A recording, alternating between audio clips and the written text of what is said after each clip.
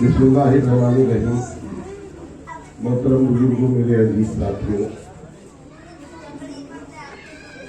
और काबिल एहतराम हमारे चौकी चौधरी, जिन्होंने हमारी एक छोटी सी दरखास्त पर अपना बहुत कीमती वक्त दिया, मैं उनका शुक्रगुजार हूँ।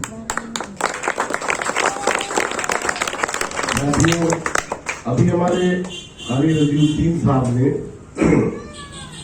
अल्लामा इकबाल की और गांधी जी की एक बात याद दिलाई। तो जो अल्लामा इकबाल साहब ने एक तराना लिखा था मुल्क के लिए कि सारे जहां से अच्छा हिंदुस्तान हमारा।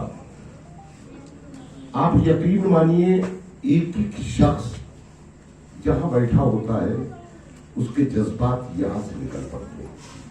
इन्हीं ने उसके दो अशार पढ़े, एक अशार पढ़ा, लेकिन मेरे अंदर से जैसे एक अजीब सा इनकलाब आने लगा कि मैं कैसे जल्दी से बोल दूं कि सारे जहां से अच्छा हिंदुस्तान हमारा, हम बुलबुले हैं उसकी ये गुलसिता हमारा। इसी में आगे देखिए कि मजहब नहीं सिखाता आपस में बैर रखना, मजहब नहीं सिखाता आपस में बैर रखना, हिंदी है हम वतन हिंदुस्तान हमारा।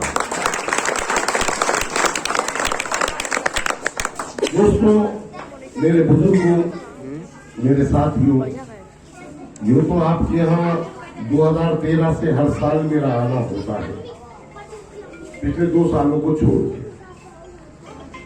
और आदमी दावे के साथ वही बात कर सकता है जहां उसने कुछ काम किया हो।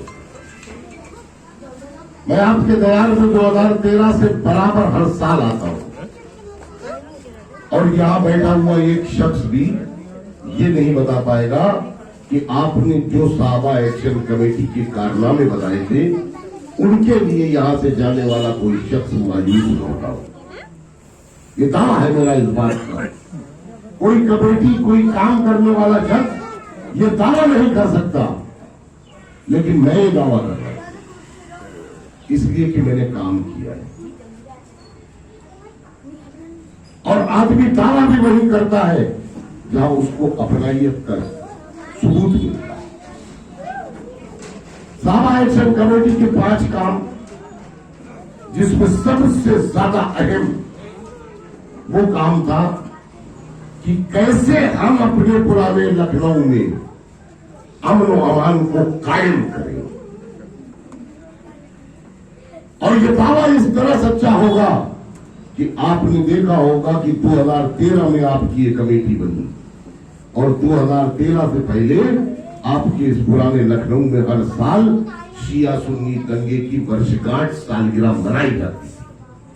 होता था नहीं होता था बताइए? लेकिन 2013 के बाद से, जिस दिन से आपकी ये कमेटी बनी, उस दिन से दंगे खत्म। क्यों? क्या कहीं पत्थर चला के, या मैंने कहीं एहतजाज किया, या मैं सड़क पे निकला, मैंने थाना घेरा, मैंने चौकी घेरी, ऐसा तो कुछ नहीं किया ना। काम किया। जरूरत इस बात की थी कि लिखा पढ़ी करो। मैंने इस लड़ाई को उठाकर कागज और कलम की लड़ाई बना दी। इस सड़क की लड़ाई को हटाया और कागज और कलम की लड़ाई कर दिया। और याद रखो मेरे भाइयों, जो कौमें पढ़ती वही आगे बढ़ती। मैंने बेड़ा उठाया, मेरे वालिदैन ने मुझे पढ़ाया था, मैंने आपकी लड़ाई को हाईकोर्ट तक लड़ा और अल्लाह ने कामयाबी दी। मैं आपको बता दूं कैसे। एक जुलूस आपके यहां निकलता था 8 मुहर्रम, जिसे मशाल वाला जुलूस कहा जाता था, जो दरिया वाली मस्जिद से निकल करके और ट्रामा सेंटर, लाली कार्डियोलॉजी, क्वीन मेरी होते हुए ये 6 बजे शाम से और सुबह के 4 बजे तक इन इतने सेंसिटिव हॉस्पिटल बंद हो जाते थे। कोई जा नहीं सकता, किसी को इमरजेंसी हो जाए, और ये इमरजेंसी हॉस्पिटल थे। लाली कार्डियोलॉजी भी इमरजेंसी, क्वीन मेरी भी इमरजेंसी, ट्रामा सेंटर भी इमरजेंसी। मैंने प्रशासन को बहुत बार लिखा, मेरी जिलाधिकारी जी से भी बात हुई और उस वक्त एसएसपी साहब हुआ करते थे, उनसे भी बात हुई। तमाम अधिकारियों से मैं बात करता था और लिख के जरूर देता। मैं एक अफसर का नाम नहीं बताऊंगा, उन्होंने मुझसे कहा कि वही भाई आप इसके लिए हाईकोर्ट क्यों नहीं होते? ये मत देखो कि कौन कह रहा है, ये देखो कि क्या कह रहा है। मैंने उस कहने वाले की बात को जल्दी से कैच कर लिया। मैं जल्दी से अपने बड़ों से मिला, मेरे बड़ों में किसी ने मेरा कोऑपरेट नहीं, किसी ने मेरा साथ नहीं दिया, मैं अकेला निकल पड़ा, किसी ने मेरा साथ नहीं दिया। मैं आपके भरोसे भी निकल पड़ा और मैंने जल्दी से हाईकोर्ट का दरवाजा खटखटाया। 1.5 साल मैंने लड़ाई लड़ी हाईकोर्ट में और 1.5 साल के बाद हाईकोर्ट ने हमारे फेवर में डिसीजन दिया कि बिग हॉस्पिटल के सामने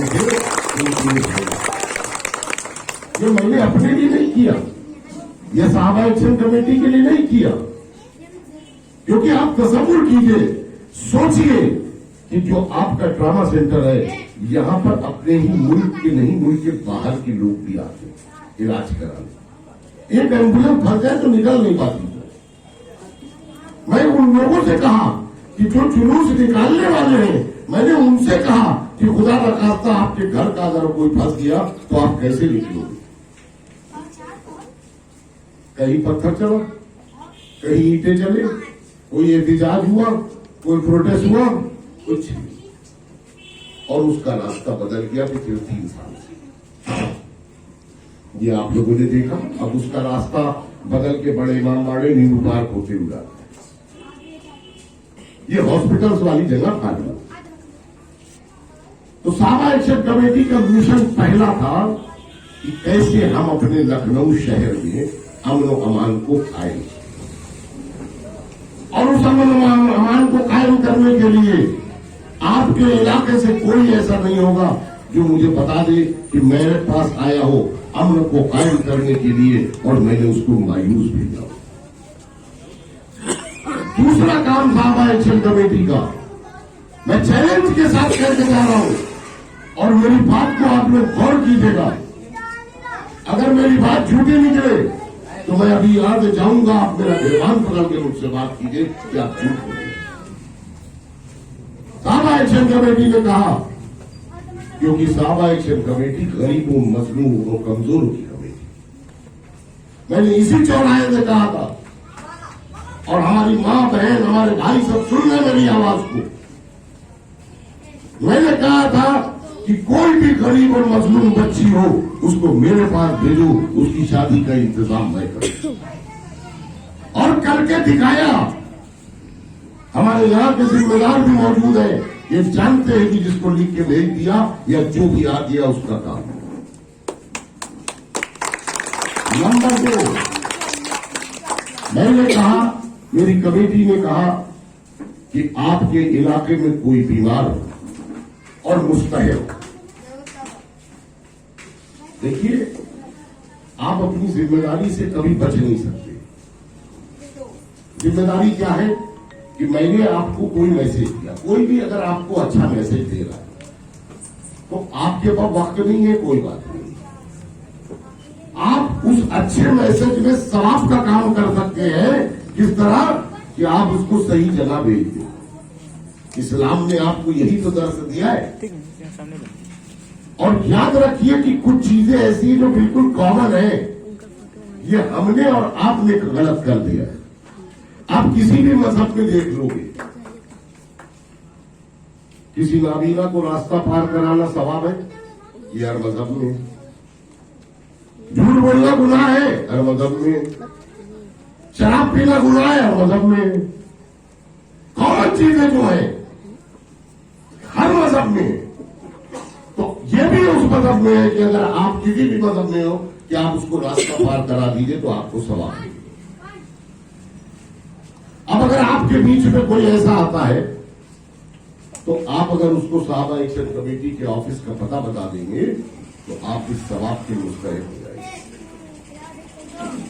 और और दावे के साथ कह रहा हूं, चैलेंज के साथ कह रहा हूं कि दूसरी बात जो मैंने बताई है ये भी आपके इलाके में मैं काम कर चुका हूं।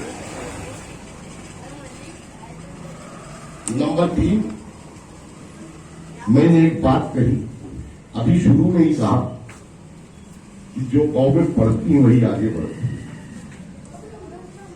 साहबा एक्शन कमेटी आपको मैसेज देके जा रही है कि आपके इलाके में कोई भी बच्चा हो जिसने इंटरमीडिएट बहुत अच्छे नंबर से पास कर लिया हो, उसके बाद उसने IIT CPMP कंपटीशन में बैठा हो और उसको भी बीट कर लिया हो, पास कर लिया हो।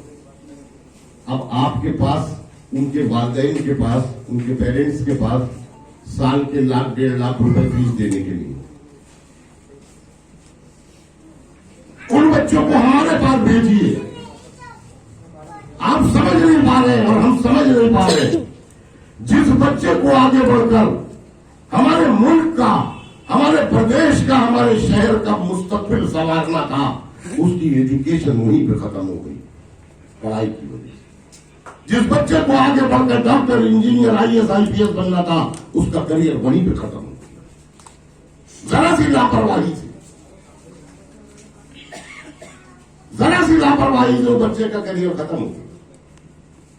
तो ऐसे बच्चों को मेरे पास भेजिए और साहब कमेटी आपके सामने, इतने लोगों के सामने कह रही है कि ऐसे बच्चों की फीस जमा करने का काम साहब एक्शन कमेटी कर रही है और करेगी। एक बहुत आसान नुस्खा आप लोगों को भी मदद का बताएंगे।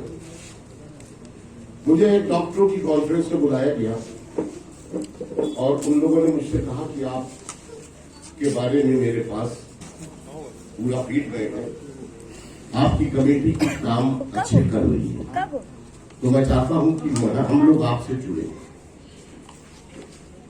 और शहर के बड़े बड़े डॉक्टर थे उसमें, उन्हीं डॉक्टरों से मैं अपने जो भी आ जाता है, किसी को फ्री इलाज करा दिया, फ्री दवा दिलवा दी, जो भी हो जाता है करता, वही डॉक्टर सब करता है। उसमें कुछ इंजीनियर भी थे, कुछ डॉक्टर भी थे। तो उन्होंने मुझसे मशवरे के तौर पर मुझे बुलाया और मुझसे बात करी।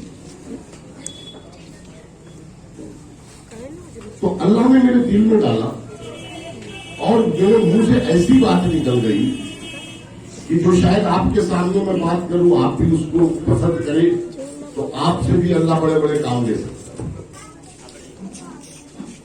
एक मसला होता है हमारे यहाँ मजहबी पॉइंट से कि हमारे यहाँ जो बैंक में पैसा होता है उसका इंटरेस्ट हराम है नहीं है? ये सबको मालूम है। यहाँ बैठे हुए 2, 4, 5, 10 लोग ऐसे होंगे जिनके अकाउंट में 50,000, 60,000, 1,00,000 की पड़ा रहता है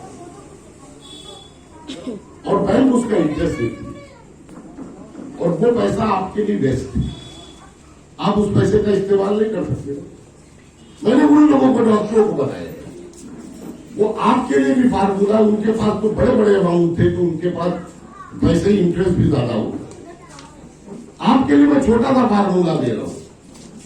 किसी का महीने में 100 रुपए, किसी का 200 रुपए, किसी का 300, किसी का 500, किसी का 1000, ये बैंक से इंटरेस्ट आपको मिलेगा। अगर आप अहद कर लीजिए कि हम अपने इलाके से एक बच्चे को डॉक्टर, इंजीनियर, IAS IPS बनाएंगे, तो आपका वही इंटरेस्ट के पैसे से पढ़ के डॉक्टर, इंजीनियर बन तरीके होते हैं काम करने के। मैंने अगर आपके इलाके में काम किया है ईमानदारी से, तो शायद मुझे कहने की जरूरत नहीं कि आप लोग प्रोग्राम में शिरकत करें। देखिए, एहसान का बदला एहसान है। अगर मैंने दिल से काम किया है या साहब एक्शन कमेटी ने दिल से काम आपके साथ किया है, ये कोई जरूरी नहीं कि वक्त तक इस पे काम पड़ेगा। ये किसी ने नहीं देखा। मेरे बड़े बुजुर्गों ने मुझको ये समझाया था हमेशा कि बेटा याद रखना, इंसान का साबता कड़वी नींद से भी पड़ता है। मुझे नहीं मालूम कि मुझे आपकी जरूरत कब पड़ेगी और कब आपको मेरी जरूरत पड़ सकती है, लेकिन कम से कम एक दायरा मेंटेन करके चल रहा है। एक दायरा बना रहना चाहिए कि कभी आप मेरे पास आए तो आपको आते हुए शर्मिंदगी न हो, और मैं आपके पास आऊं तो ऐसे ही छाती ठोक के बात करूं, मुझे भी शर्मिंदा ना होना पड़े। मैं तो चैलेंज के साथ कह रहा हूं, मैंने काम किया। ये हमारे भाई बैठे हुए हैं, इनका आप क्या मेरी डाल है? अभी कितने दिन है मेरी डाल खोले हुए इनको? मेरे ख्याल से साल भर नहीं हो, 1.5 साल हो। ये बता सकते हैं कि कम से कम 10 शादियां इनसे फ्री कराएंगे। ये बैठे जो आपके इलाके में आपके पास बैठे हुए, आपके पहले में मेरे डाल है। अल्लाह झूठ का बोला, 10 शादियां तो इनसे कराई चुका हूं। और बसा औकात ऐसा भी हुआ है कि इनका ये कहना है कि आप कमेटी की तरफ से कर रहे हैं, मैं पैसे नहीं दूंगा। एक आध जगह पे ऐसा भी हुआ है कि कुछ पैसे हमने भिजवा भी दिए कमेटी की तरफ। जैसे मान लीजिए 1 हफ्ते में 2 लग गई, हमने कहा भाई 1 आपने कर दी, 1 के पैसे हमसे ले लीजिए, तो वो भी बड़े मुनासिब पैसे ले लेते हैं कि सफाई भाई के नाम। और ऐसे ही आपके डॉक्टर हैं, बहुत से डॉक्टर आपके हैं जिनके पास मैं लिख के भेज देता हूं।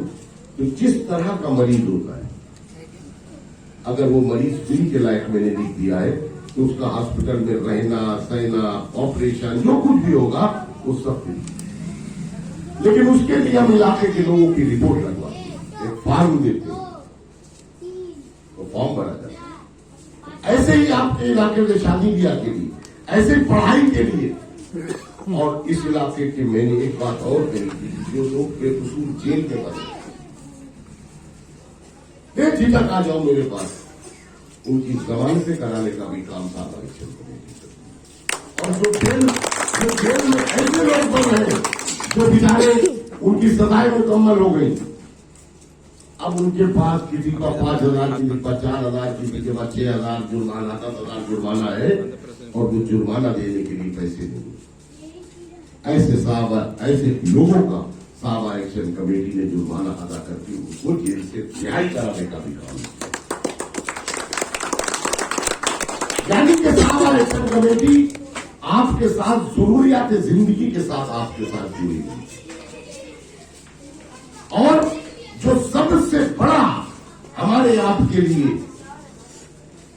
एक मसला आ जाता है कि बीच बीच आपने देखा होगा कि कुछ लोग फितने फैलाने का काम करते हैं।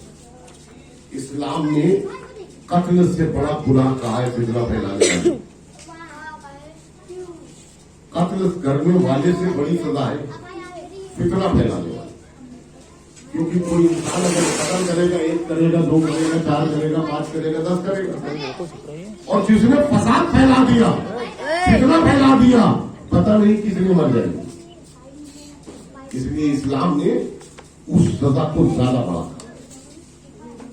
तो आपके बीच में भी ऐसे लोग आते होंगे जो शर फैलाने का काम करते हैं, आपके इलाके की अच्छी बनी फिजा को गरम भरम करने की कोशिश करते हैं। और चूंकि मैं अपने बारे में ये कहता हूं कि हर कौम की पूंजी उसके नौजवान हो। हर कौम, किसी भी कौम की पूंजी देख लीजिए, उसका नौजवान होगा।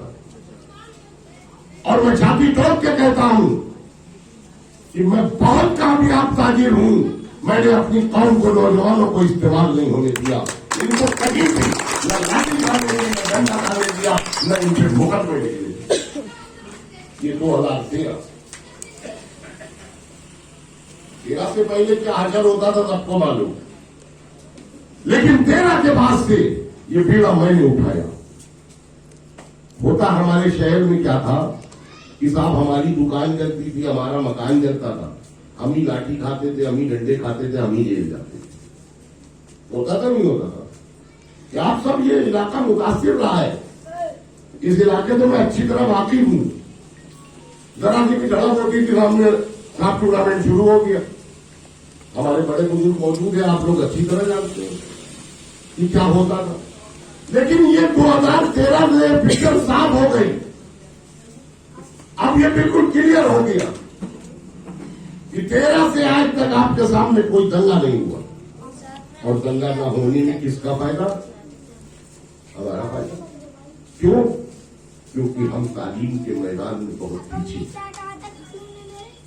ऐसे ही एक बहुत अच्छी कॉन्फ्रेंस हो रही थी जिसमें मौलाना राबे साहब और हमारे शहर के जफरयाब जिलानी साहब और ऐसे बहुत सारे लोग थे।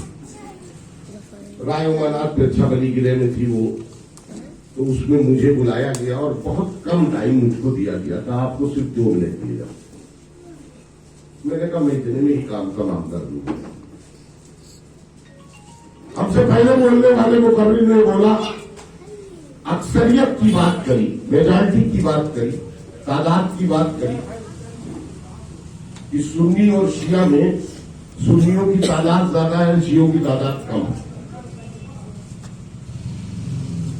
उसके बाद इस तरह की बातें होते होते हमारा नंबर आ गया।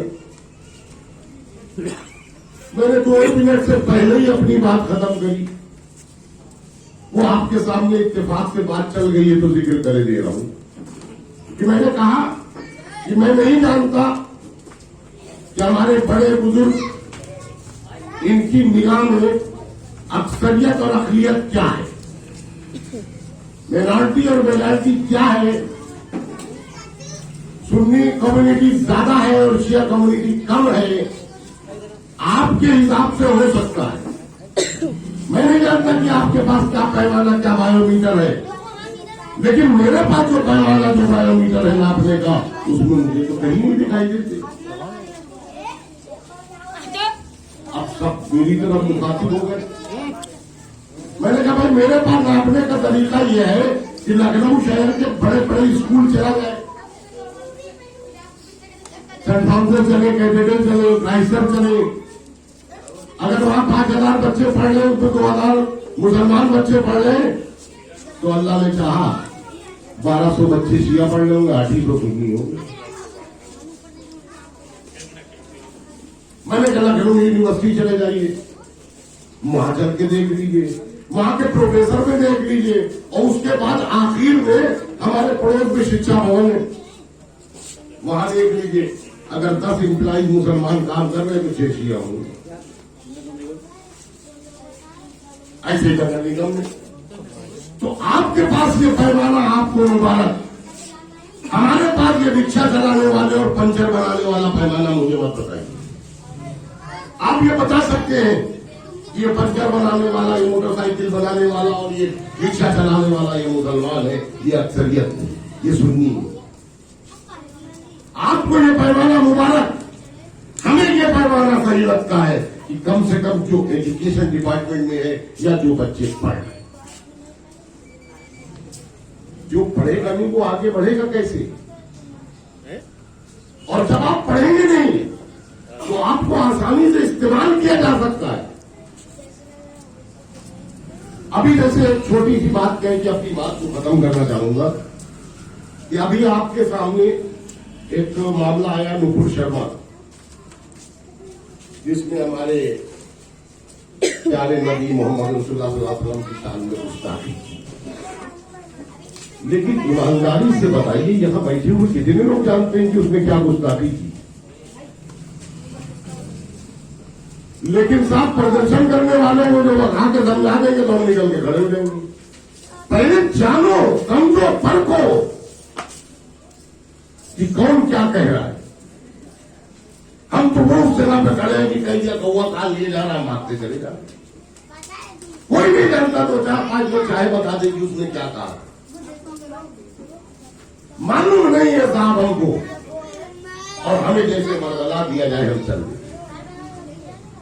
तो कम से कम मेरे बड़े बुजुर्गों, मेरी आपसे ये दरखास्त है कि अपने नौजवानों, ये कौम की पूंजी है, इसे जाया मत हो।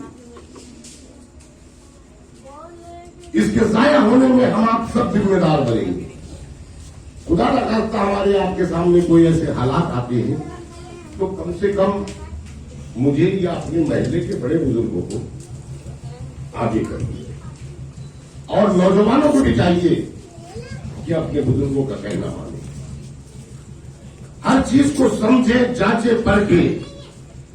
आपके पास मैं आया हूं, मैं यहाँ पर आपके इस स्टेज से माइक मेरे हाथ में है, मैं यहाँ तूफान बदतमीजी करके चला जाऊं, मैं पता नहीं क्या क्या बोल के चला जाऊं, आपको गर्म कर दूं, मेरे जाने के बाद आप बाहर निकले और पत्थरबाजी कर दें। मैं तो अपने घर में जाके सो गया, सीढ़ियां आपके घर में लग रही हैं, पुलिस आपको परेशान कर रही है। होता है यही नहीं होता है? तो कम से कम इन चीजों में बचिए, समझदार बनिए। जब आप कोई भी सामान लेने जाते हैं, बड़े बुजुर्ग मिसाल देते हैं कि आपको घड़ा लेने जाते हैं 2 रुपए का, तो बजा के लेते हैं कि जूता तो नहीं। तो अपनी जिंदगी के मामलात की इस तरह करिए। और आज आप लोगों को ये जिम्मेदारी देके जा रहा हूं। पहली जिम्मेदारी तो ये कि अगर वाकई मेरे जाने के बाद आप अपने आप में गुफ्तगू करिएगा, मशवरा करिएगा। अगर सहाबा एक्शन कमेटी आपके मेयार पे खरी उतरी है, आपकी ख्वाहिशात का एहतराम किया है और खरी उतरी है, तो एक एक शख्स की जिम्मेदारी बनती है कि आने वाली 13 जुलाई को सुन्नी इंतकाल, 13 जुलाई सुन्नी इंतकाली की सबका नारा बन जाना चाहिए। अगर काम किया है तो, और अगर काम नहीं किया है तो आप बेशक मुझे यहां से रुस्वा करके बना सकते। और ये दावा इसलिए कर रहा हूं कि मैं आपके पास 2013 से चला आ रहा हूं। अगर मैं आपके मेयार पे खड़ा न होता तो शायद आप यहां बैठे भी न होते और मैं इतने दावे से बात भी नहीं कर सकता। मैं अपनी बात को इसी बात से खत्म करता हूं कि मुसाफिर हैं हम भी, मुसाफिर हो तुम भी। मुसाफिर हैं हम भी, मुसाफिर हो तुम भी। न जाने किस मोड़ पे फिर मुलाकात होगी।